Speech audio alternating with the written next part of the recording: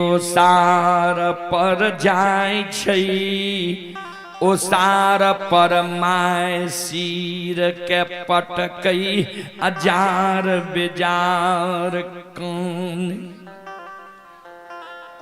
भगवान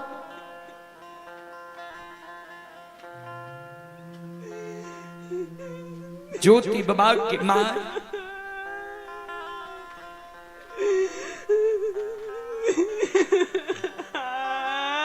गहबर के उसार पर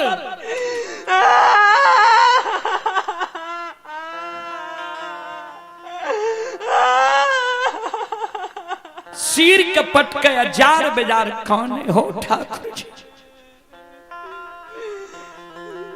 ओ धर्मराज बाबा आज बेटा हमर नहीं अतई,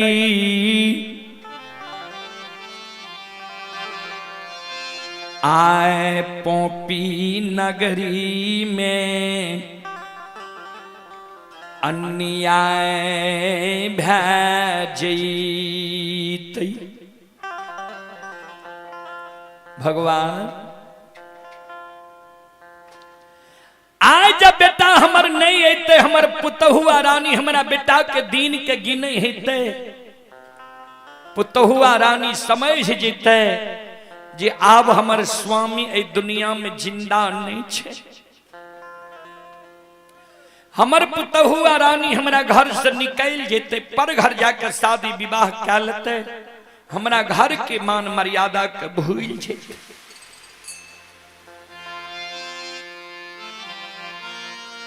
बेटा के दली गेलई अजय पुतोह पर हम नहीं बुझलिए जे बेटा हमारा नजर के सामने में नहीं है।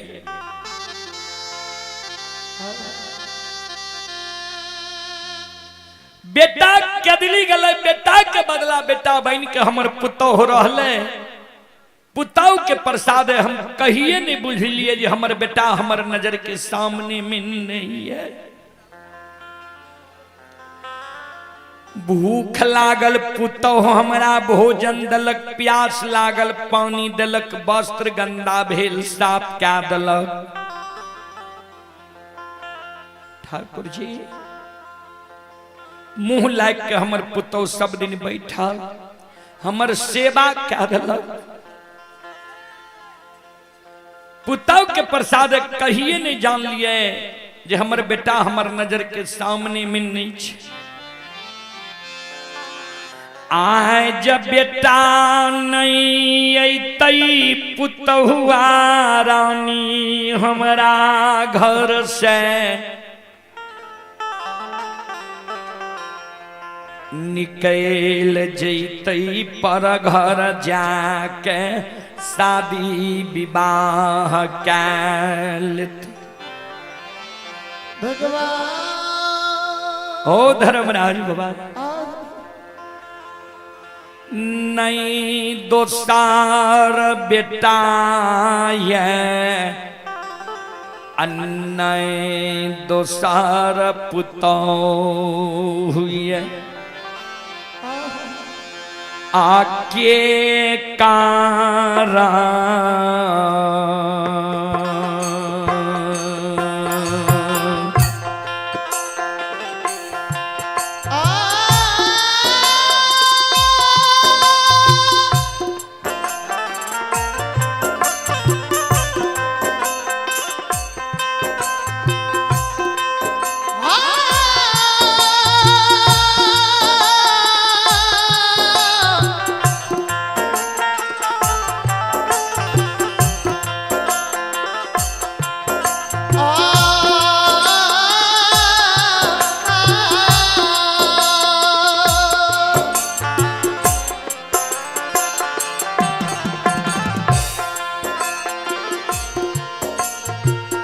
के कारण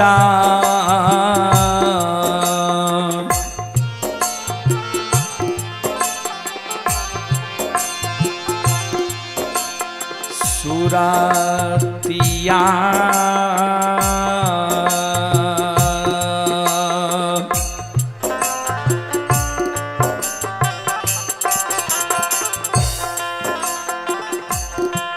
आहो देख के हो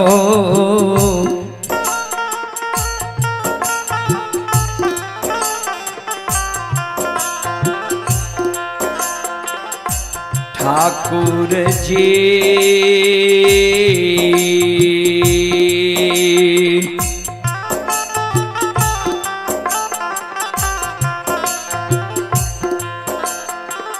राहबई पौपी पूरा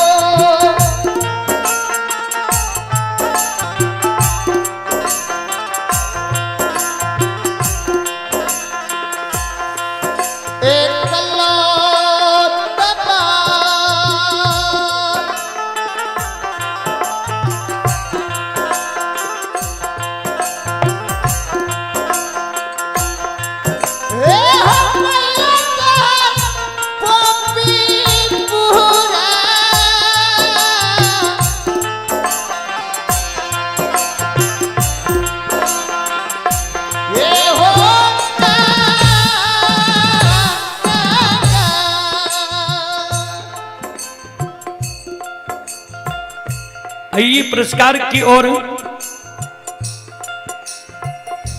आप ही बसंत बाबू की पूजनीय माताजी मखनपट्टी के निवासी हैं। 11 रुपये की पुरस्कार आए हैं नवीन एंड पिंटू की माताजी मखनपट्टी के निवासी हैं। माताजी की ओर से शानदार 51 रुपये की पुरस्कार आए हैं। माताजी के श्री चरणों में कोटि कोटि नमन करता हूं, आशीर्वाद चाहता हूं, भगवान से कामना करता हूं भगवान माता जी को भवसागर की नैया से पार लगा दे। और आप हैं लाखों कुमारी ममता कुमारी, सितुहा प्रमुख टोला थाना शलखुआ बाजार जिला सहरसा की ओर से 21 रुपये की पुरस्कार आए हैं। श्रद्धालु को बहुत बहुत धन्यवाद, लाख लाख शुक्रिया, बहुत बहुत साधुवाद। जय हो दानी श्रद्धालु की जय हो, जय हो दानी श्रद्धालु के समस्त परिवार की जय हो।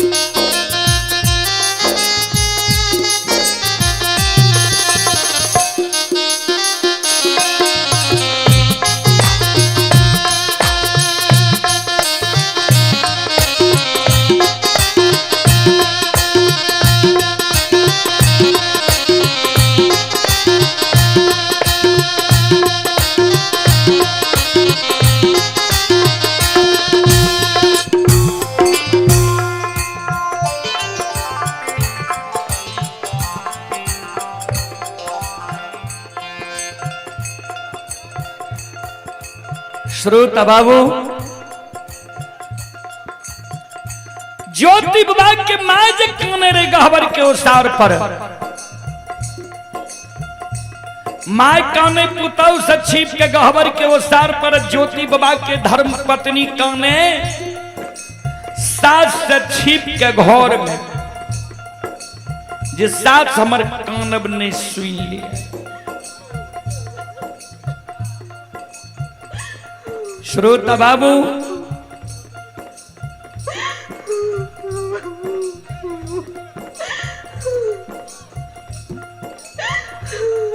माय कनई बेटा के सोग में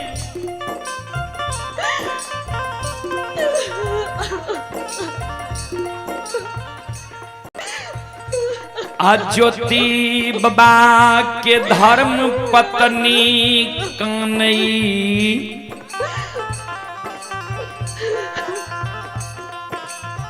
स्वामी के सोग में माय काने गहवर के ओसार पर ज्योति बाबा के धर्म पत्नी काने घर में पलंग पर बैठ के पिया के सोग में। ध्यान दें,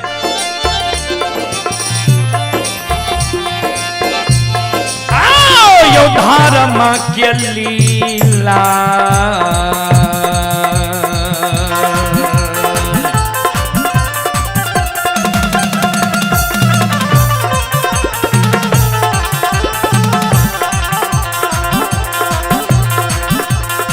यो सुन भैया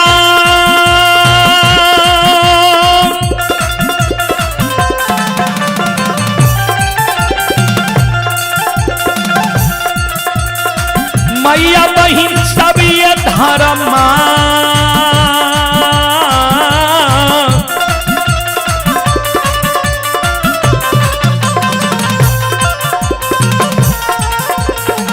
माँ के लीला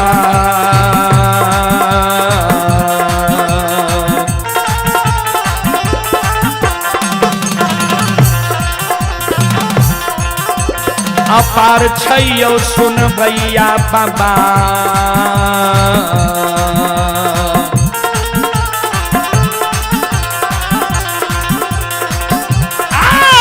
छलै दुनिया ये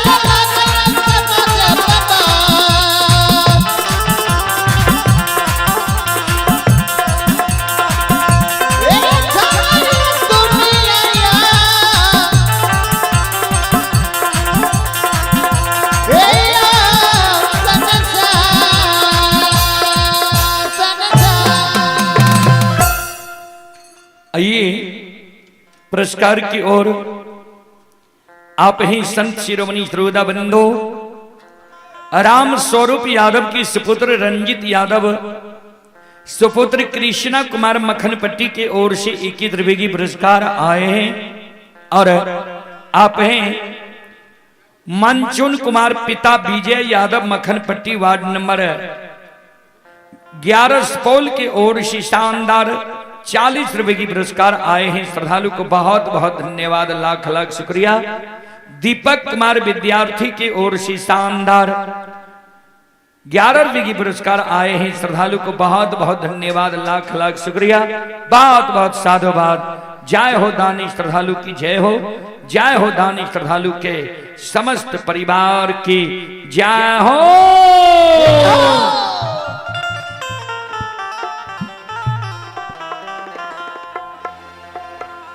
ज्योति बाबा के धर्म पत्नी काने घर में पलंग पर बैठ के पिया के सो।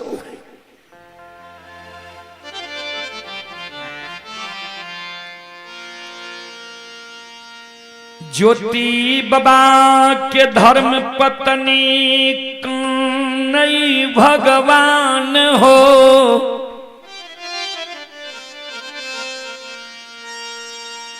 कहे न दीन या दीन दीन दूर दीन दीनहीन मोर, क्या दिल हो ये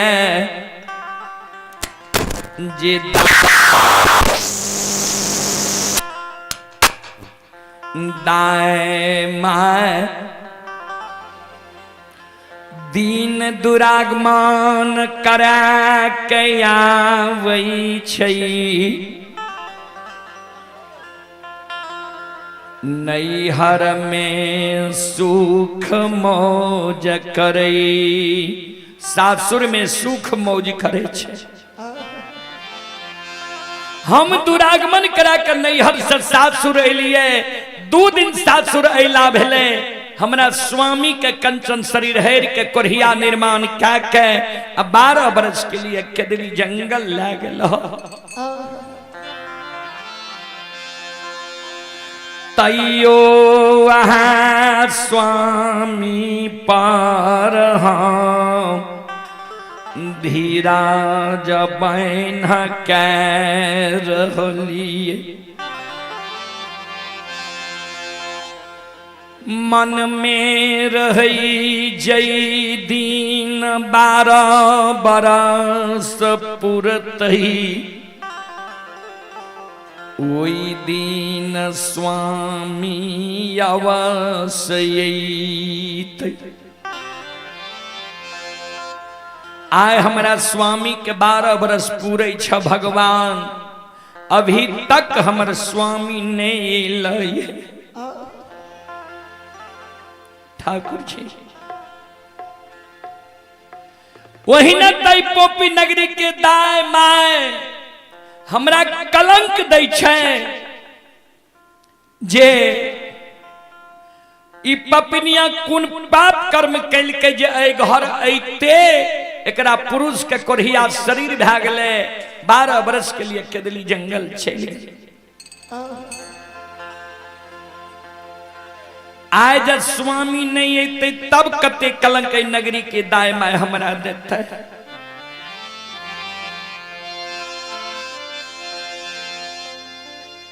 हमारा स्वामी के जब 6 महीना गेला भेले न, पोपी नगरी के दाय माय हमरा कहे जे आप कथी लेवे कोढ़िया पुरुष पर तू धीरज बहन के छो, कोढ़िया पुरुष मर गेल है तो जान पर घर जाकर शादी विवाह क्या न ले। दाय माय के बात नहीं मान लिए, ये के स्वामी पर धीरज बहन कै रहली। आज स्वामी का 12 बरस पूरे छे, अभी तक स्वामी हमर नहीं ले। ठाकुर जी भगवान आज हमर स्वामी नहीं अते आवे पोपी नगरी में हम दाय माय के उल्हन उपराग सुने ले जिंदा नहीं रह। आज स्वामी हमर नहीं अतई, स्वामी के सोग में अन जाल त्याग दबा। ठाकुर जी स्वामी के सोग में ऐ पोपी नगरी में अन्न जल त्याग दबो। धर्मराज नहीं हम जहर विष खा के मरब, नहीं पर घर जाकर शादी विवाह करब, नहीं नैहर बाप भाई के देहरी पर हम जेब। हो धर्मराज बाबा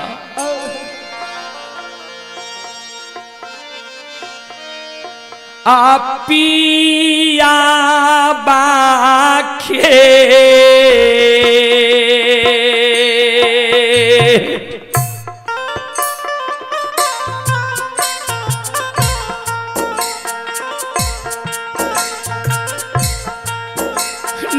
नीरमोहिया हो पिया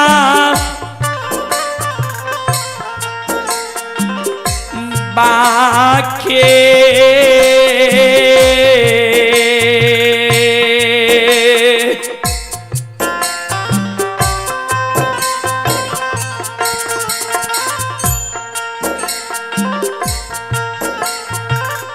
सोग में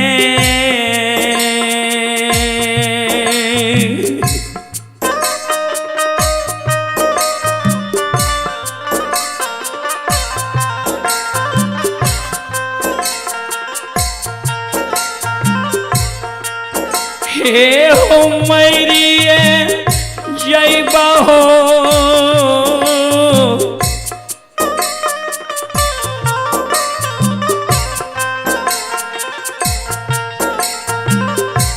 ठाकुर जी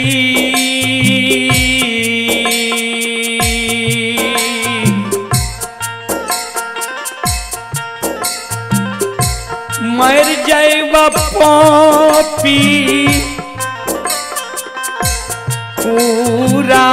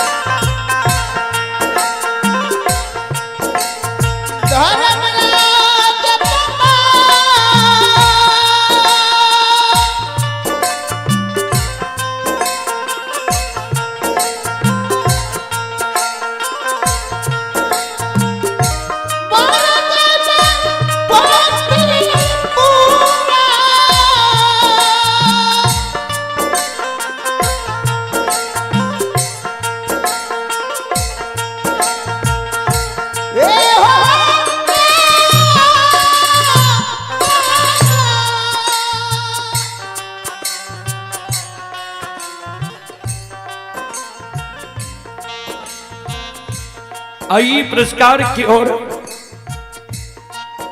रुपेश कुमार के ओर से 21 रुपए की पुरस्कार ऑनलाइन फोन पे के द्वारा आए हैं। Yadav sound and tent house Makhanpatti proprietor Narayan ji, operator Ashish ji मक्खनपट्टी के ओर से 21 रुपए की पुरस्कार आए हैं। कन्हैया बाबू की पूजनीय माता जी मक्खनपट्टी के निवासी ही 21 रुपए की पुरस्कार आए हैं। संदीप बाबू के दादी जी की ओर से 21 रुपए की पुरस्कार आए हैं।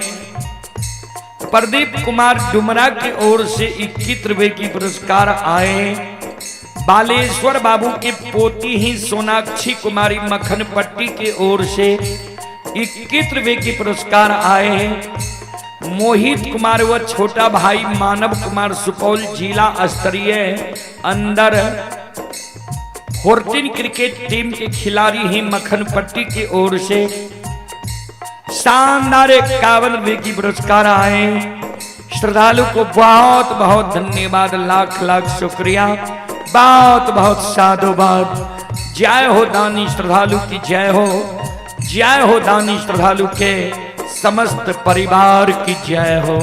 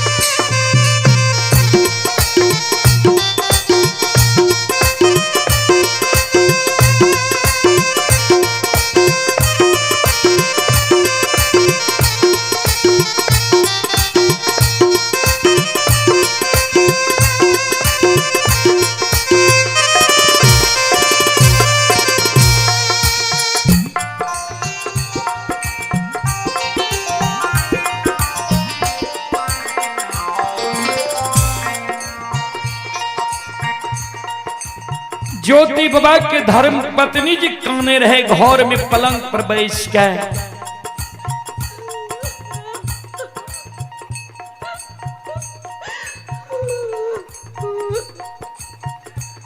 ज्योति बाबा के धर्म पत्नी के कान में सास की कानब की आवाज चल गए।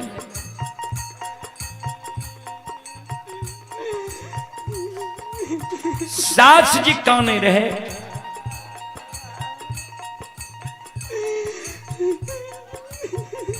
सास की कानब की आवाज ज्योति बाबा के माई के कान में चली। ज्योति बाबा के माई के कानब की आवाज ज्योति बाबा के धर्म पत्नी के कान में चली गई। ज्योति बाबा के धर्म पत्नी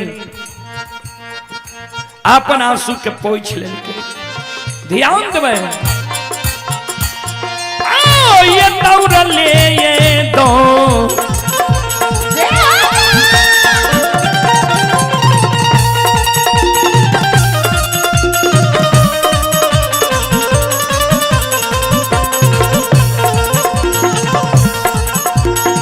हे कुलवन तो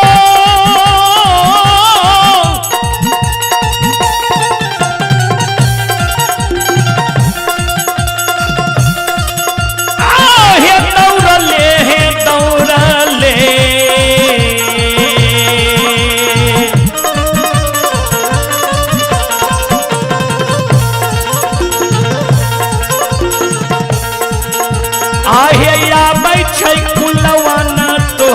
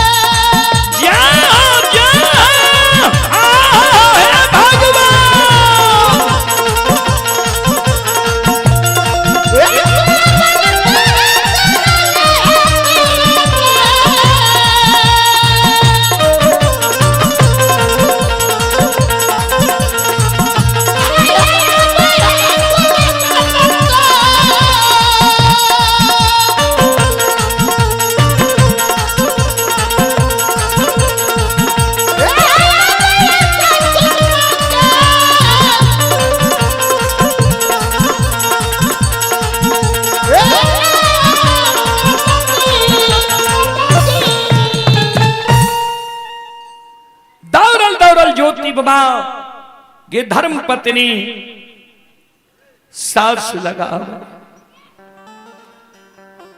गहबर के ओसार पर माइए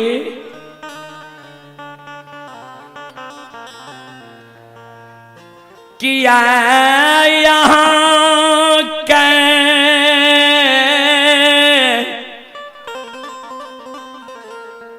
आँख से आंसू गिरई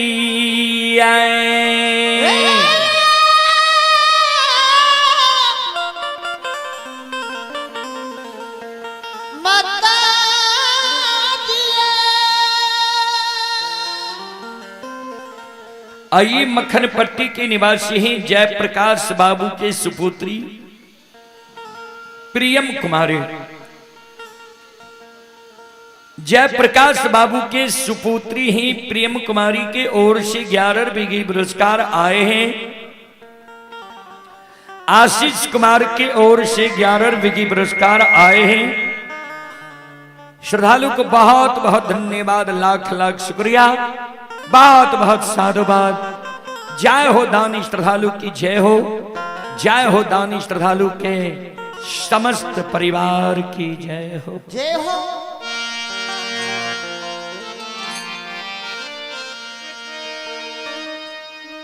मां 12 बरस यहाँ के बेटा के गेल भेलिए। 12 बरस के बीच में माँ यहाँ के कुनो हम दुख दिलो है। माँ किया कान छिए, किया आंसू गिरई है। आइए आप ही घनश्याम चौधरी की ओर से 21 रुपये की पुरस्कार आए हैं। श्रद्धालु को बहुत बहुत धन्यवाद, लाख लाख शुक्रिया, बहुत बहुत साधुवाद। जय हो दानी श्रद्धालु की जय हो, उनके समस्त परिवार की जय हो, जय हो।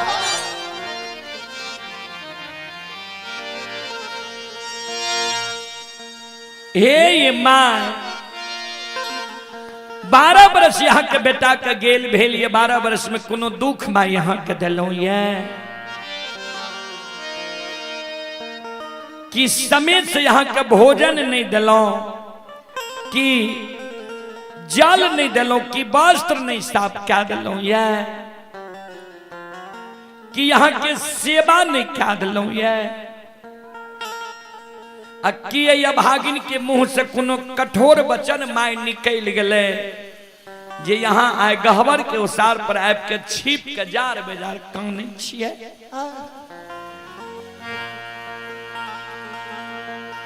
किया आंसू गिरई है मां,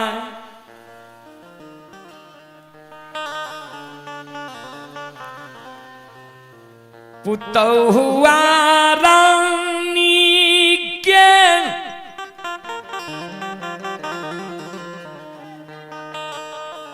सावदा सुई न ज्योति बाबा के माय कन्हई।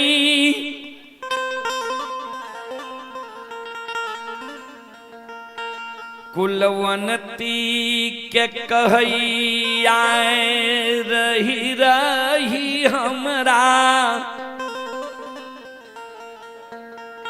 बाबू के याद आवई।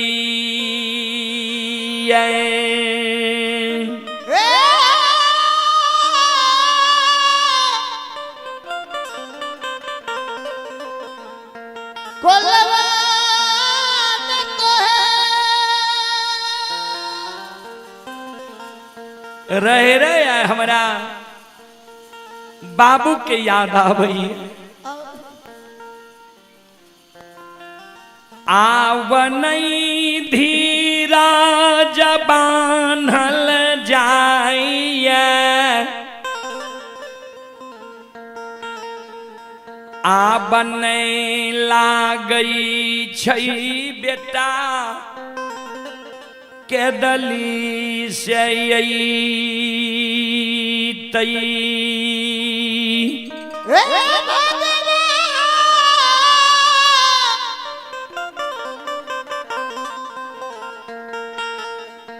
सबके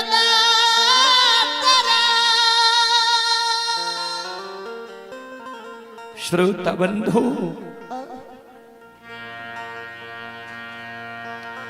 ज्योति बाबा की माय कहे आए जब बेटा नहीं एते बेटा के सोग में हम प्राण के त्याग दबा, हम मर जब हमारा घर से निकल जइहो पर घर जाके शादी विवाह क्या लिहा, हमारा घर के मान मर्यादा के तू भूल जइहो।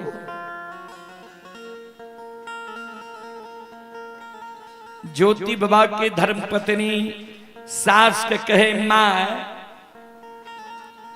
आ यहाँ के शंका हुई है, यहाँ के मन में हुई है जे बेटा जाए हमार नहीं एते तो पुतो हमारा घर से निकल जेता है। हे माँ से जा हमरा पर घर शादी विवाह करे वाला मन रहती है ता दुए दिन यहाँ के घर एला भेले रे हमरा, यहाँ के बेटा घर से निकल गेल, कम से कम हमरा बोलो भरोसे दे के नहीं गेल। माँ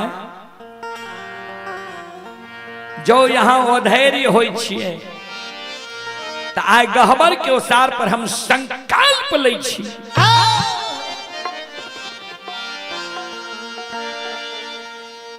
यहाँ के बेटा आबई या नहीं आबई,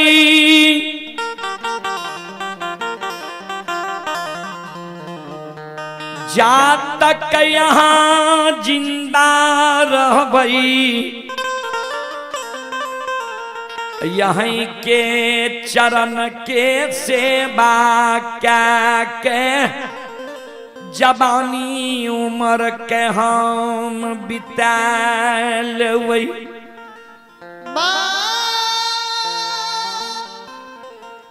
माँ यहीं के चरण के सेवा क्या के हम जवानी उम्र के बिता लेवे,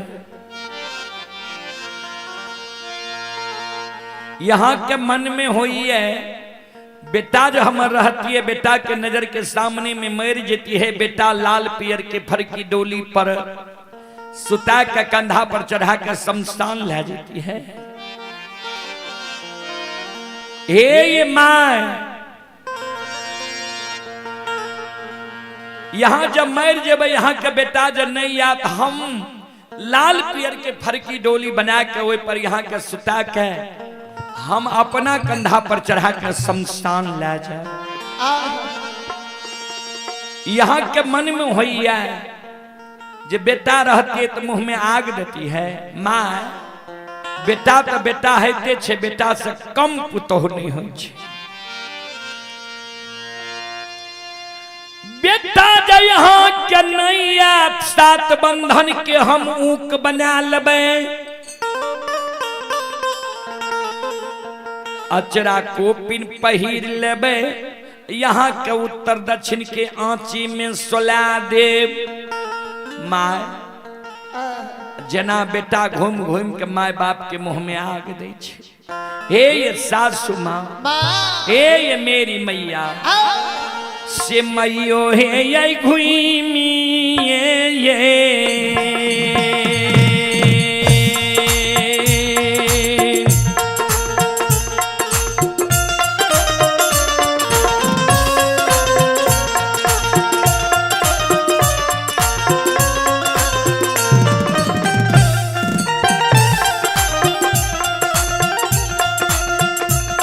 मेरी मैया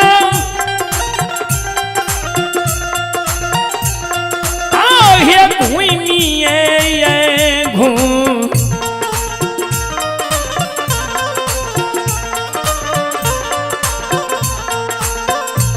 आहे घुई माँ क्या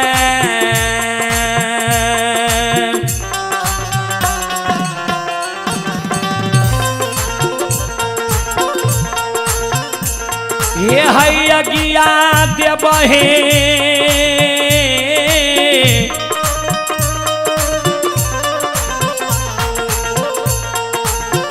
सासू माँ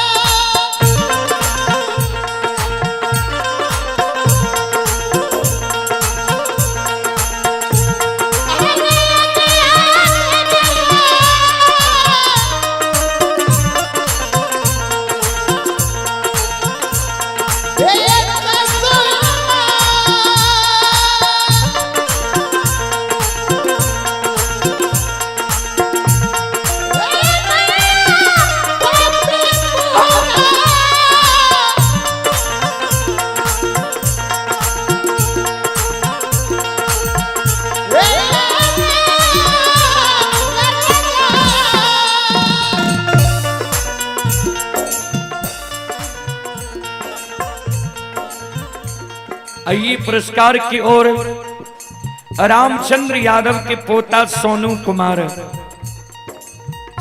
कुमार की ओर से 11 रुपए की पुरस्कार आए हैं और आप ही संत शिरोमणि श्रोता बंधु राजा कुमार एंड मनखुश कुमार बकौर जिला सुपौल के निवासी हैं। 21 रुपए की पुरस्कार आए। मखन पट्टी से आप हैं आरजू और अजीत पिता अजय यादव 51 रुपए की पुरस्कार आए। श्रद्धालु को बहुत बहुत धन्यवाद, लाख लाख शुक्रिया, बहुत बहुत साधुवाद। जय हो दानी श्रद्धालु की जय हो, जय हो दानी श्रद्धालु के समस्त परिवार की जय हो।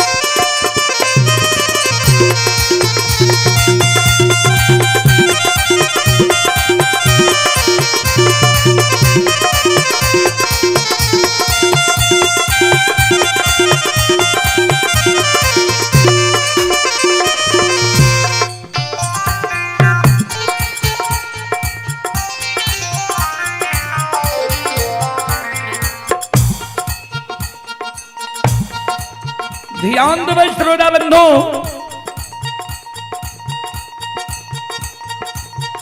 ज्योति बाबा के धर्म पत्नी कहे सासू माँ, हमारा घर में जा, यहाँ के क्रिया कर्म करेले अन्न नहीं रहते न, या पोपी नगरी घर घर आंगन आंगन जा जा भीख मांग के लाए भाई, यहाँ की क्रिया कर्म श्राद्ध क्या दे निकान माइए। बेटा तो बेटा है छे, लेकिन बेटा से कम पुतौह नहीं हो छे, धीरज बानो।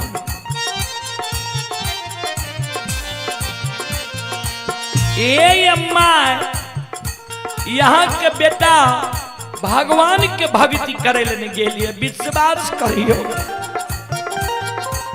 जरूर यहाँ के बेटा लौट के याद नहीं कानो माँ, धीरज बानो।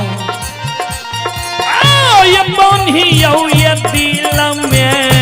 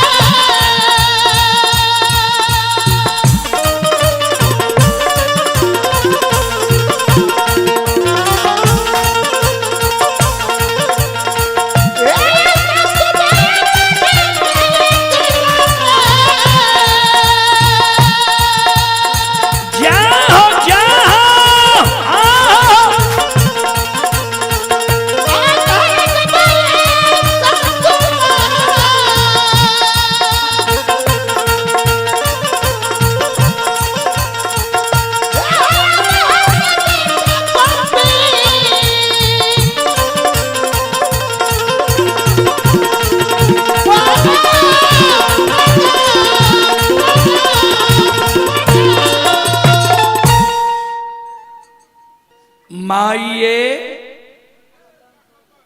धीरज बांधुन्ने कानू। यहाँ के बेटा आवे है नहीं मैं आंख से आंसू गिराव।